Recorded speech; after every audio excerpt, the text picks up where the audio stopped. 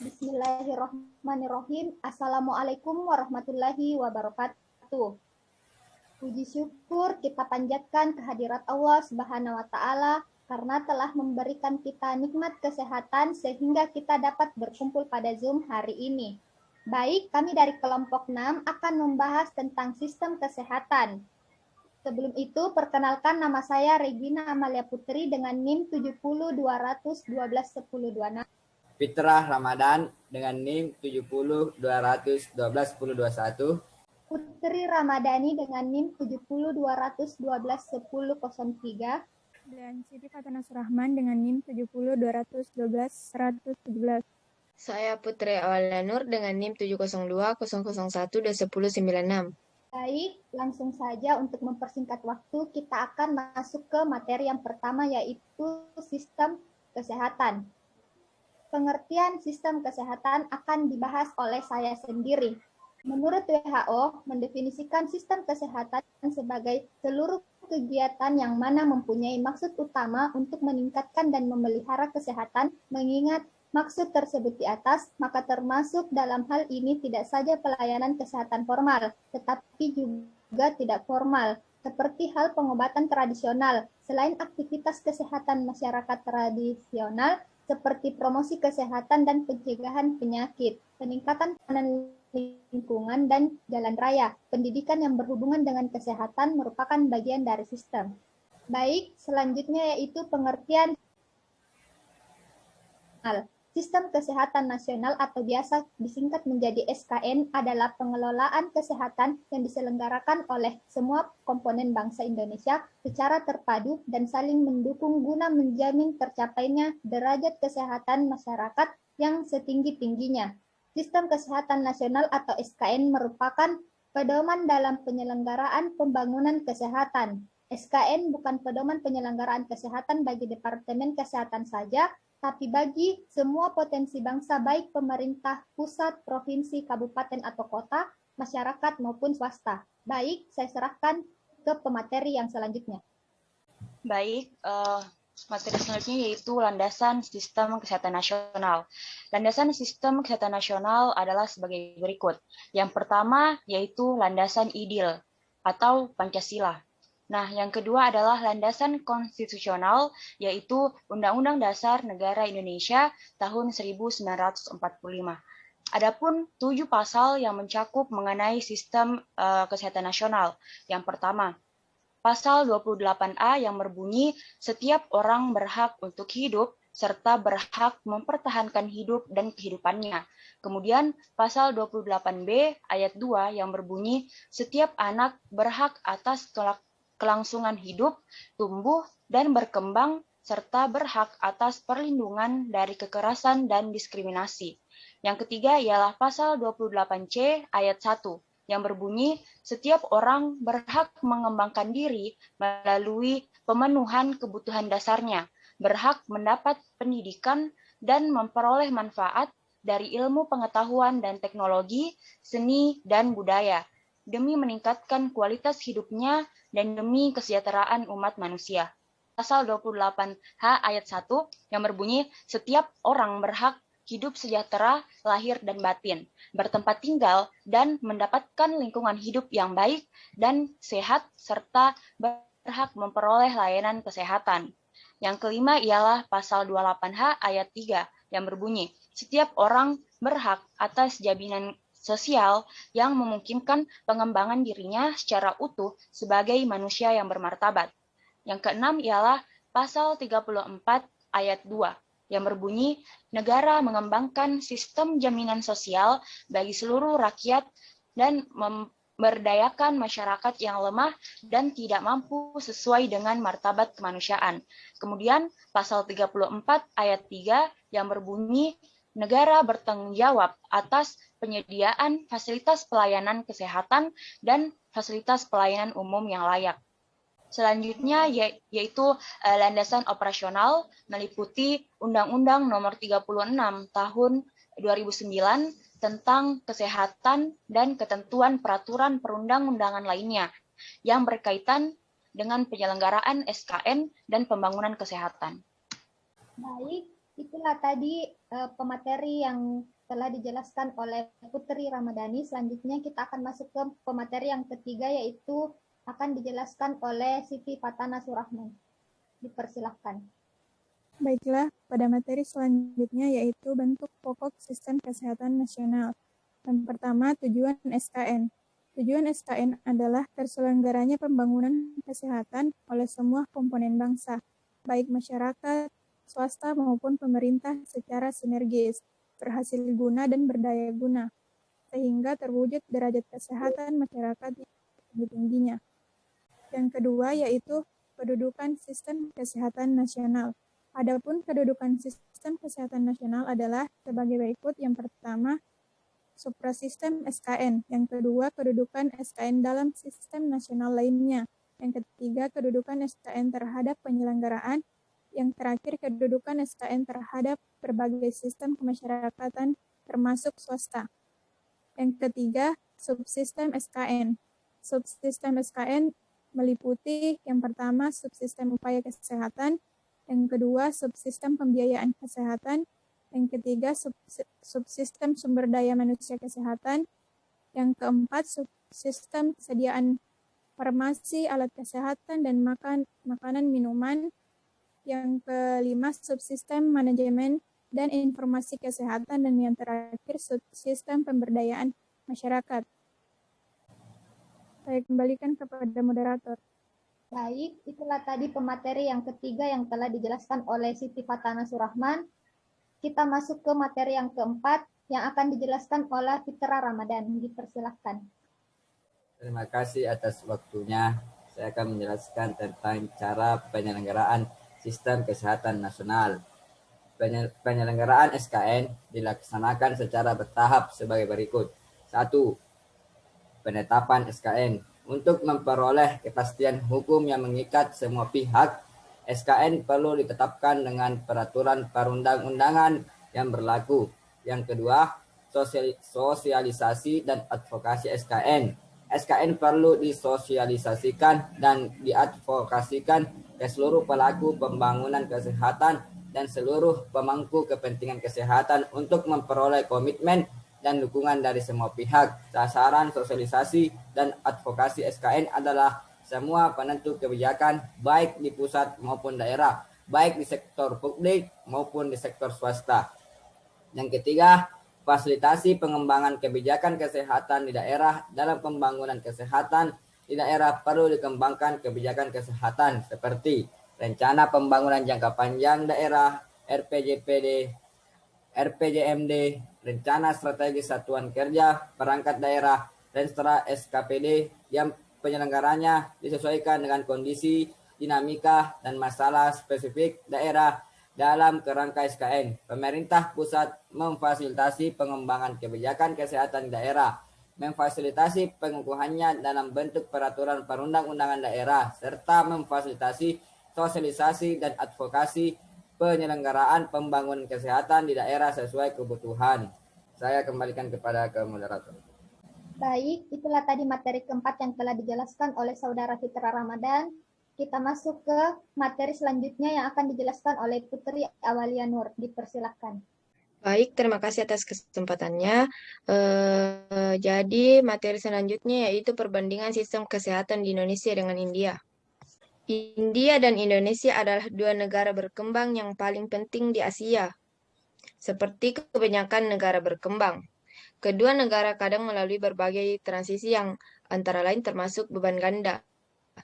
Penyakit di mana penyakit menular tetap menjadi bagian utama dari beban penyakit, sementara penyakit tidak menular. Penyakit menular semakin meningkat. Sistem penyelenggaraan pelayanan kesehatan kedua negara menghadapi tantangan yang hampir sama karena tingkat pembangunan ekonomi yang hampir sama dan disparitas regional yang sama-sama bervariasi di dua negara. Penguatan sistem kesehatan adalah cara untuk mencapai tujuan yang ditetapkan kedua negara untuk memberikan kesehatan universal, cakupan, atau biasa disingkat dengan UHC, kepada seluruh warganya. Kerangka kerja blok penyusun yang dirumuskan WHO adalah alat yang sangat baik untuk mengukur dan membandingkan kinerja sistem negara manapun.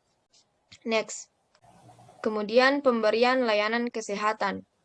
Mekanisme pemberian layanan kesehatan hampir serupa di kedua negara dan terorganisir dengan cukup baik. Namun, disparitas regional dan kesenjangan perkotaan pedesaan yang besar ada di kedua sistem. Di kedua negara, mekanisme pengirim dibagi menjadi dua komponen utama publik dan swasta. Infrastruktur telah disediakan di daerah pedesaan dan perkotaan dalam bentuk pelayanan kesehatan primer.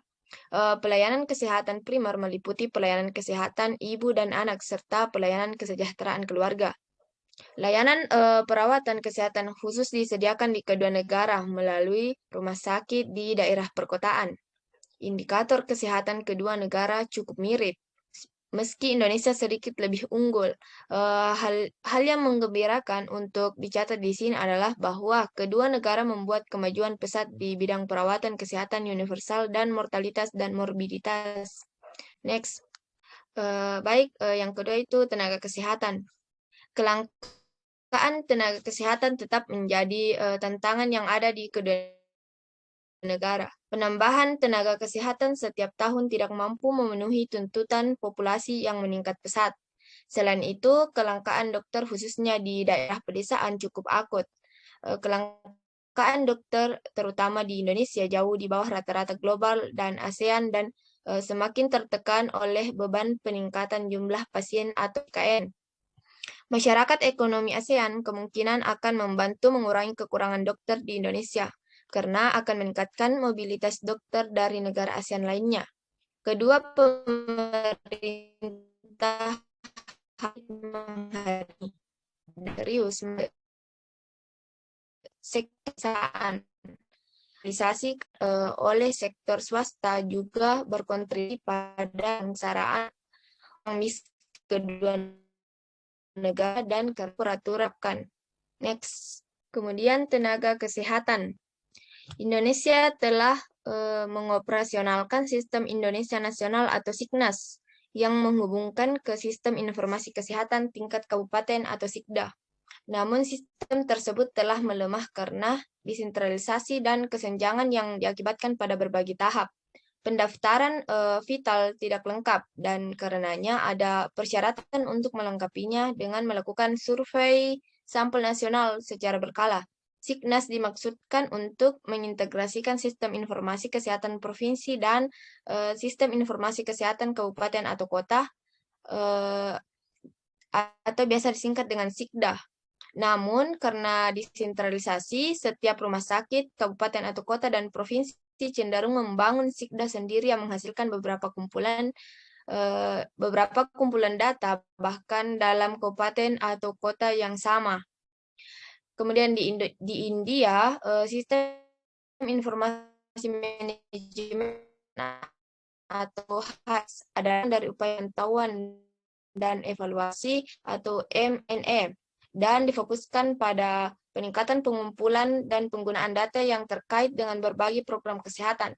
Sistem informasi kesehatan di India terstruktur secara vertikal dari ANM di tingkat desa hingga tingkat nasional.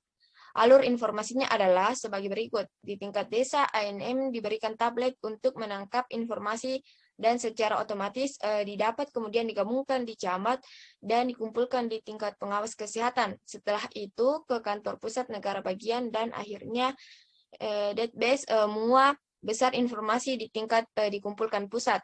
Tingkat untuk distrik membuat di mana informasi dari PHC kampanye India Digital, India membantu bergabung. CHC dan data rumah sakit distrik juga ini India untuk mencapai tujuan dan sasaran NHIS. Next. Kemudian yang keempat, obat-obatan esensial. Di India, jumlah obat esensial mencakup 652 obat yang umum digunakan di bawah 27 bidang terapi.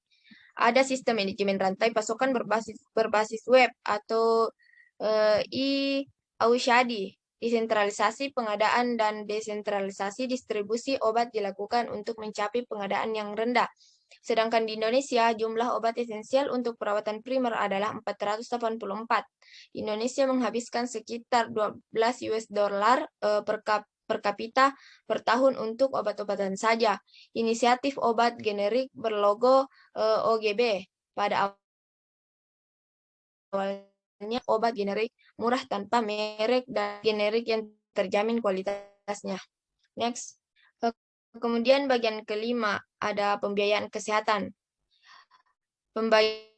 Pembiayaan kesehatan, pembiayaan besar-besaran di India sedang dilakukan dalam skema perlindungan kesehatan nasional yang baru-baru ini diluncurkan di mana cakupan kesehatan hingga 8.000 dolar per keluarga ditawarkan untuk rawat inap, perawatan sekunder, dan tersier. Ini sekarang perawatan kesehatan yang didanai pemerintah tersebar di dunia program. Sedang secara persentase lebih tinggi dari India. Next. Kemudian bagian keenam, ada kepemimpinan dan tata kelola. Baru-baru ini, Kebijakan Kesehatan Nasional 2017 dirilis di India. Hal ini bertujuan untuk membenahi puskesmas menjadi puskesmas, melakukan upaya terpadu untuk penanganan PTM dengan fasilitas kesehatan dan digitalisasi catatan kesehatan keluarga.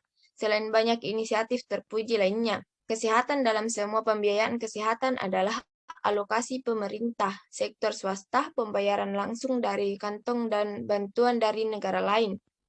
Kebijakan sedang dilakukan di India.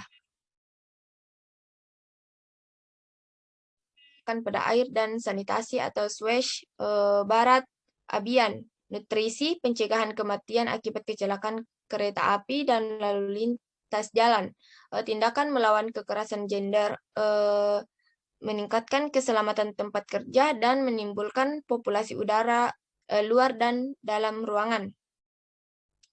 Indonesia, Jaminan Kesehatan Nasional atau biasa disingkat dengan JKN, Coordinates Policies and Strategi untuk mencapai tujuan sistem kesehatan nasional dan memastikan pemerataan beban pendanaan sistem. Melalui JKN, warga negara Indonesia dapat mengakses berbagai layanan kesehatan yang disediakan baik oleh fasilitas pemerintah maupun swasta yang telah bergabung sebagai penyedia dalam skema. Jaminan Kesehatan Nasional adalah skema komprehensif yang mencakup berbagai perawatan mulai dari flu hingga kemoterapi, dialisis, dan operasi jantung terbuka. Pelayanan yang tidak termasuk dari JKN diberikan oleh perusahaan asuransi swasta yang berperan dengan membebankan kelebihan atau tambahan pertanggungjawaban. Baik, mungkin cukup sekian materi dari saya. Saya kembalikan ke moderator. Baik, itulah tadi pemateri terakhir yang telah dijelaskan oleh Putri Awalia Nur. Untuk menutup presentasi kali ini, saya akan membacakan kesimpulannya. Jadi, kesimpulannya yaitu SKN dipergunakan sebagai dasar dan acuan dalam penyusunan berbagai kebijakan pedoman dan arahan penyelenggaraan pembangunan kesehatan serta pembangunan berwawasan kesehatan. SKN merupakan sistem terbuka yang berinteraksi dengan berbagai sistem nasional lainnya dalam suatu suprasistem, bersifat dinamis dan selalu mengikuti perkembangan. Oleh karena itu, tidak tertutup terhadap penyesuaian dan penyempurnaan. Keberhasilan pelaksanaan SKN sangat bergantung pada semangat, dedikasi, ketekunan, kerja keras, kemampuan, dan ketulusan para penyelenggara, serta sangat bergantung pula pada petunjuk, rahmat, dan perlindungan Allah Subhanahu wa Ta'ala. Baik, itulah tadi presentasi dari kelompok kami. Kurang dan lebihnya mohon dimaafkan. Kami tutup presentasi ini dengan ucapan Alhamdulillahirabbil alamin. Assalamualaikum warahmatullahi wabarakatuh.